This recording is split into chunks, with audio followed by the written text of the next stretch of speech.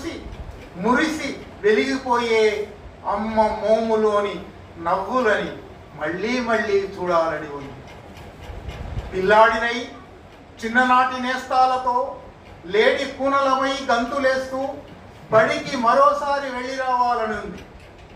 బడి వదిలి బతుకు బడిలో దిక్కు కొకరమై ఎన్నడూ కలవని నాటి మిత్రుల్ని కలిసి ప్రేమగా పలకరించి హత్తుకోవాలని ఉంది.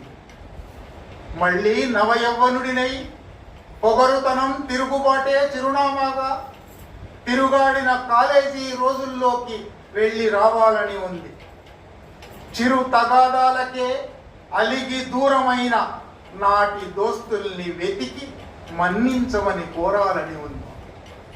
వినిపించుకోకుండా అశ్రద్ధ చేసిన అప్పటి గురువులు శ్రద్ధగా చెప్పిన చదువుల సారాన్ని తిరిగి వంట పట్టించుకోవాలని ఉంది.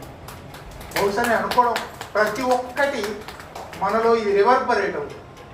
ఇది ప్రతి ఒక్కరి అనుభవం. ఇది కేవలం దివాకర్ అనుభవం కాదు.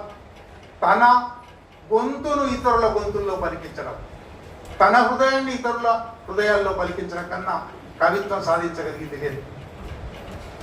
కొత్తగా కొలువులో చేరిన నాటి సంతోష సమయాన్ని మరలా అనుభవించాలని ఉంది. పని రానితనంలో పని నేర్చుకుంటూ అందుకున్న అప్పటి మొదటి నెల జీతం చేతికందిన ఉద్విగ్న క్షణాలను తిరిగి పొందాలని ఉంది. కళ్ళ ముందు వేగంగా ఎదిగిన పిల్లలతో మరోసారి వెనక్కి వెళ్ళి నేను పిల్లాడినై పరుగుల జీవితంలో నాడు గడపలేని కాలాన్ని తిరిగి వారితో కలిసి గడుపుతూ ఆడాలని ఉంది.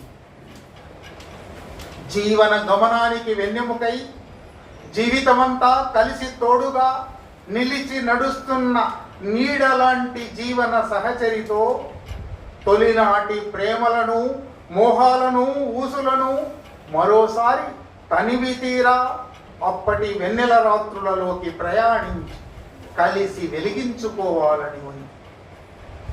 కలగన్న స్వర్గాల కోసం నాడు నడిచిన గతుకుల దారులను ఎదురైన మలుపులను భుజం కలిపి అడుగులు వేసిన నాటి పాదాల గుర్తులను వెతికి కన్నీటితో కడగాలని ఉంది. బతుకుదారిలో ఆఖరి మజిలీకి చేరువవుతున్న వేళ. ఈ ఒక్క వాక్యంతో నాకు ఏకీభావం లేదు. ఆఖరి మజిలీ అనేది లేదు. ముఖ్యంగా కవులకు అసలు లేదు. ఎందుకంటే 2000 ఏళ్ల కింది కవులని 3000 ఏళ్ల కింది కవులని వాళ్ళు చదువుతున్నాం. ఆఖరి మజిలీ అనేది లేదు.